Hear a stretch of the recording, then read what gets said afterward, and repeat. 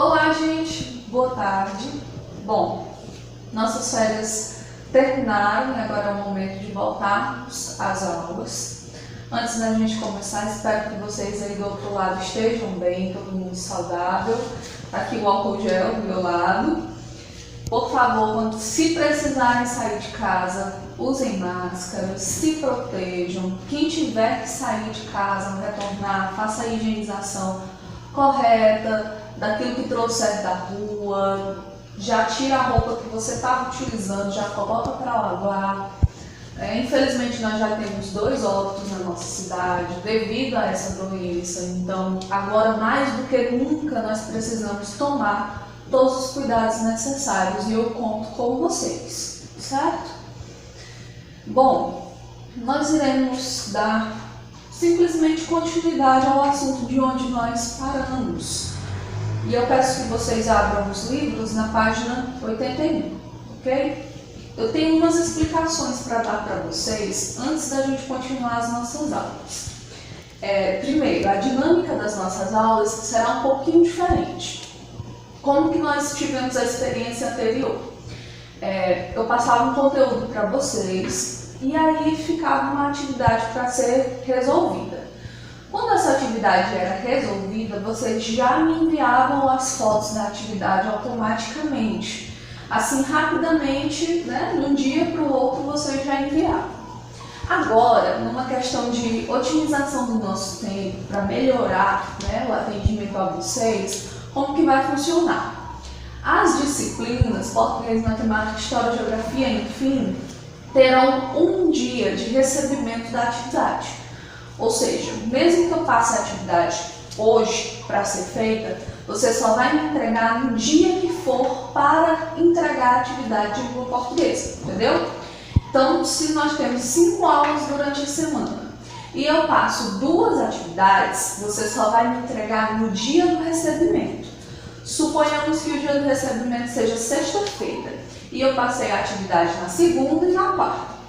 Você vai fazer a atividade normal aí na sua residência, bonitinho, e você só vai me enviar a resposta dessa atividade na sexta-feira, através de foto pelo WhatsApp, da forma como nós já tínhamos nos habituado anteriormente. Tudo certo? Então vamos lá. Na página 81, nós vamos dar início ao conteúdo de adjunto adnominal. Se vocês não tiverem lembrando sobre adjunto adverbial, eu vou dar aqui alguns macetes que são importantíssimos. Eu vou dar um passinho para o lado, porque aqui vai virar a minha tela virtual. A mágica da edição vai fazer isso. No caso, a editora sou eu, tá? Então, a mágica da edição vai fazer aqui com que apareçam as informações para vocês. Então, bora lá. O que é o adjunto adverbial? Nós vimos que o adjunto adverbial, é uma palavra que vai se ligar a 3 outras palavras. Primeiro, se liga a um verbo. Segundo, se liga a um adjetivo. Terceiro, se liga a um advérbio. E para que o adjunto adverbial? Para 2 coisas. Primeiro, modificar o sentido, certo? Tanto para intensificar aquela palavra, como para indicar uma circunstância. E nós vemos que existem várias circunstâncias de tempo, de modo, de lugar, de instrumento, afirmação, negação. Exemplo, ele corre muito. Nessa frase, cadê o verbo, gente? Corre. Vem da sua redundância do infinitivo, verbo correr. Se eu dissesse ele corre, você já entenderia a mensagem.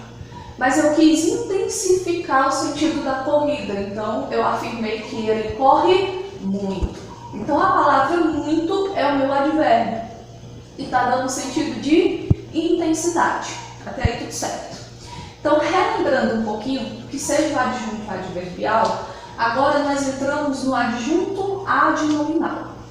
Se o adjunto adverbial acompanha verbos, o adjunto adnominal vai acompanhar o quê? Nomes. Nós já estudamos que existem 2 ramos da língua portuguesa, de estudo das palavras, a morfologia e a sintaxe. Os adjuntos adnominais, eles vão trabalhar com esses 2 ramos de forma interligada, por assim dizer, ok? Eu vou explicar isso mais na frente para vocês, não se preocupe. Página 81. Nós temos uma tirinha do Coxinha e da Luzia. Diz o seguinte: o maior problema da aula de português é que a professora Norma não saca nada de variação linguística. Ela pega as coisas que a gente fala e diz se está certo ou se está errado. Ponto. Pois é, só ela e o professor de matemática que ensinam assim. Pô, é verdade. Eu mesmo nunca vi um professor de ciência dizendo que o cheiro da jaca é certo ou é errado, caranguejo andar para o ar. Ok. Primeira questão. Por que para as crianças a aula de português não é boa? Eu já expliquei para vocês até anteriormente que a língua portuguesa ela tem duas formas diferentes de ser aplicada ao público-alvo. As pessoas que vão ter contato com a língua, que é o português da norma culta, certo? Que é o que nós realmente estudamos na escola, que é aprender a gramática, aprender as normas, né? O português padrão. E também nós temos aquela linguagem informal, que é cheia de gírias, que é cheia de regionalismos, no caso do Brasil, que é um território grandioso. Cada região do país fala o português de uma forma diferente, e isso não está errado. Não é errado. Se existe comunicação, se o seu interlocutor entende o que você está falando, está tudo certo. Só que, na hora de escrever, de me comunicar de forma escrita com as pessoas, eu preciso utilizar a norma padrão. Então, na primeira questão, a aula de português não é boa, de acordo com as crianças, porque a professora Norma não entende que existem variações linguísticas, que existe esse português da norma culta, que a gente ensina nas escolas, que as crianças estudam, aprendem as regras, e também existe aquele português do dia a dia, digamos assim, né? Cheio de gírias, cheio de expressões, de palavras que você utiliza para ser entendido pelo seu interlocutor. Segunda, explique como que se realiza o humor dessa tirinha. Eu vou fazer a leitura aqui da sugestão de resposta do livro de vocês. O humor da tira se realiza no último quadrinho, quando o Coxinha observa que nunca viu um professor de ciências dizendo que o cheiro da jaca é certo ou que é errado o caranguejo andar para os lados. Tanto o cheiro da jaca quanto a forma de se locomover dos caranguejos são fatos reais, independentemente da nossa opinião sobre eles. Então, o que foi que o Coxinha quis dizer? Que existem algumas coisas que não nos compete dizer se estão certas ou erradas. E essa é uma característica que, para eles, a professora Norma não segue. Porque, para ela, existe sim aquilo que é certo e existe sim aquelas coisas que são completamente erradas, né? Existe um limite bem separado entre o certo e o errado. Terceira, considerando o sentido, o que aconteceria se na fala de Luzia excluíssemos os termos maior, de português e linguística? Vamos lá para a fala da Luzia. Primeira fala, primeiro quadrinho. O maior problema da aula de português é que a professora Norma não saca nada de variação linguística. Então vamos lá, tirar maior. Fica o problema da aula de português. Tira o de português, então fica o problema da aula e depois tira a linguística. Resumindo, fica o problema da aula é que a professora Norma não saca nada de variação e aí encerrou a linguística. Então entendam, todos os termos anteriores que essas palavras em negrito fazem referência, eles precisam de um complemento. A gente estuda isso nos verbos, lembra? Transitividade verbal, vou colocar aqui do lado para vocês. Transitividade verbal são os verbos, as palavras que precisam de complemento, que não funcionam sozinhas. Então nós temos os verbos intransitivos, nós temos os verbos transitivos, os bitransitivos. Intransitivo, aquele que não precisa de complemento, funciona perfeitamente bem. Os transitivos, nós temos os diretos e os indiretos. Um faz complemento com a preposição, o outro sem a preposição. E o bitransitivo, o verbo bitransitivo aceita os dois complementos, tanto um complemento com a preposição, como um complemento sem a preposição.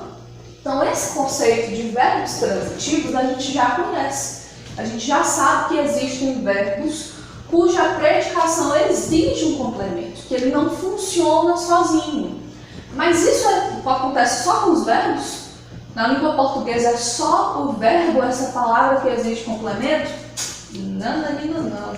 Existem nomes, existem substantivos que não funcionam sozinhos, que precisam de um complemento. E é isso que nós veremos aqui juntamente com vocês. Quarta questão. Qual é a função desempenhada por esses termos? Para que servem os termos maior, de português e linguística? Esses três termos funcionam como adjuntos adjuntais. Eles estão fazendo referência a substantivos no sentido de delimitar o sentido da palavra. E é isso que nós vamos entender no conceito de adjunto adjuntal, página 82. Vamos lá. Como você percebeu, nos enunciados algumas palavras atuam sobre os substantivos, olha, para especificar o seu sentido. Se você estiver acompanhando juntamente comigo, pega um marcador, né? Se você gosta de marcar o seu livro, se não gosta, pega um lápis, faz um tracinho bem fininho embaixo desse termo. Especificar o sentido, tá? Ele vai ser muito importante para vocês. Sintaticamente, lá no campo da sintaxe, sentido, essas palavras ou termos vão ser chamadas de quê? Adjunto adnominal. Então agora a gente chega no conceito de adjunto adnominal, saber o que é um adjunto adnominal. Então no dicionário aqui do lado, e eu vou dar um passinho para a mágica da edição fazer seu trabalho novamente, nós vamos ver que o adjunto adnominal é o quê? Palavra ou expressão, ou seja, pode ter mais de uma palavra funcionando como adjunto adnominal, sem problemas, que vai ter três funções. Primeira, modificar o sentido do substantivo. Segunda, delimitar o sentido do substantivo, trazê-lo de forma mais específica, que é a terceira função, especificar, exatamente. Então, modificar, delimitar, especificar. Essas são as funções dos adjuntos adnominais. E ele vai fazer essas três ramificações em qual palavra? Se o adjunto adverbial acompanhava verbo, adjetivo ou outro advérbio, o adjunto adnominal acompanha o quê? O nome, o substantivo, tá? Então, o adjunto adnominal vai vir sempre acompanhando quem? Um substantivo, certo? Continuando. Nessa tirinha, no caso, a tirinha que nós lemos na página anterior, observe que os termos o maior, de português e linguística atuam sobre os substantivos problema, vamos voltar lá, o maior problema, certo? Eu tenho o como artigo, certo? Maior, que nós acabamos de identificar como um adjunto, e problema. Problema é o meu substantivo. Eu poderia ter dito simplesmente o problema. Você entenderia? Entenderia. Mas eu quis te dizer que não é só um problema, é o maior dos problemas. Olha como é interessante a função do adjunto.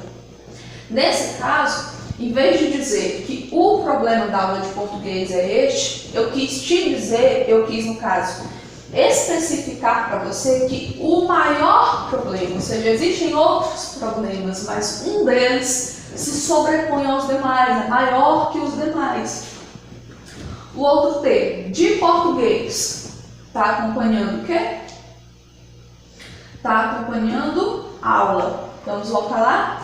O maior problema da aula de português. A gente sabe que existem diversas aulas, matemática, ciências, história, e ela quis especificar onde estava o problema da aula de português. Então, no caso, Esse adjunto adnominal serve para especificar o sentido. E o próximo, que é linguística, está relacionado com variação. Já está lá no final da fala dela. Diz o seguinte, é que a professora Norma não saca nada de variação linguística. Ela quis o que, novamente? Especificar que tipo de variação é essa. Poderia ser qualquer outra variação, mas ela quis trazer a variação linguística. Como sua função é delimitar, novamente, delimitar, especificar ou modificar os substantivos aos quais se ligam, eles vão funcionar como adjuntos adnominais. Além dos artigos e dos adjetivos, os adjuntos adnominais podem ser representados por numerais e pronomes. Tia, não lembro mais o que é artigo, adjetivo, numeral, pronome. Te aconselho a dar um Google. Entra no YouTube, vê alguma videoaula explicativa. Existem videoaulas de 4 ou 5 minutinhos para te fazer relembrar. Mas eu vou fazer a minha parte também para te relembrar desses conceitos. Primeiro, os artigos. São as palavrinhas que acompanham os substantivos no sentido de delimitar também, tá? Nós temos os artigos O, A, um, artigos definidos, artigos indefinidos, deu para refrescar um pouco a memória. Adjetivo, mais uma palavrinha que está relacionada com o substantivo, no sentido de dar características para o substantivo, que podem ser características positivas, também características negativas. Os numerais, eles entram na língua portuguesa como se fossem referências à quantidade, a números. O primeiro, o segundo, aí nós temos numerais cardinais, ordinais, tem uma sequência de numerais, só para você refrescar. Esse não é o nosso assunto, é só para a gente fazer um link. E os pronomes. Os pronomes também estão relacionados aos substantivos. Nós temos pronomes pessoais, eu, tu, ele, ela, nós, vós, eles ou elas, pronomes possessivos, meu, minha, existe uma infinidade de pronomes demonstrativos, enfim.